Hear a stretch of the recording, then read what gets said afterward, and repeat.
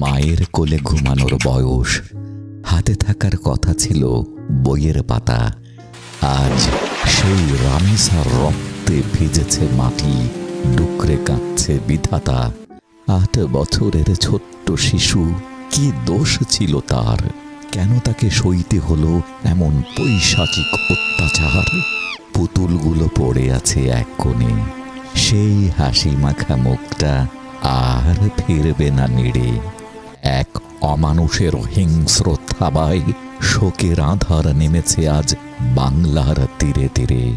যে মেয়েটির বাঁচার কথা ছিল প্রজাপতির মতো ডানা মেলে, তাকে আজ চিরতরে ঘুম পাড়ানো হলো নির্মমতার বিষ ঢেলে। কিন্তু চোখের জল আজ শুকিয়ে গেছে, বুকে এখন কেবলই ক্ষোভের আগুন। আর কতকাল সইব আমরা এই বিচারহীনতার কালচে ফাগুন? তারিখের পর তারিখ নয়, চাই না আইনের কোনো ফাঁকা বুলি। ধর্ষকের জন্য বাংলার মাটিতেই আজ প্রস্তুত হোক ফাঁসির দড়ি আর শুলি। ওরা ভাবে শিশু মেরে পার পেয়ে যাবে, আইনের চোখ করবে অন্ধ। কিন্তু বাংলার জাগ্রত জনতা আজ ভেঙে দেবে সব চক্রান্তের ছন্দ। যে পাষণ্ড কেড়ে নিল আমাদের এক টুকরো রোদ, তার দৃষ্টান্তমূলক শাস্তি নিশ্চিত করেই আমরা নেব এই অন্যায়ের শোধ।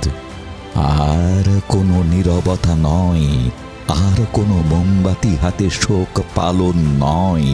এই বাংলার আলো বাতাসে ধর্ষকের জন্য আজ কেবলই থাকবে মৃত্যু ভয়।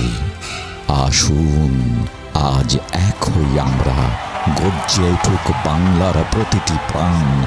রামিসার ন্যায় বিচারই হোক আজ আমাদের একমাত্র স্লোগান।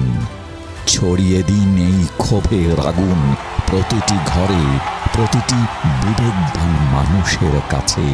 প্রমাণ করে দিন এই বাংলায় ধর্ষকের কোনো ঠাঁই নেই। রামিসার রক্ত আমরা বৃথা যেতে দেব না।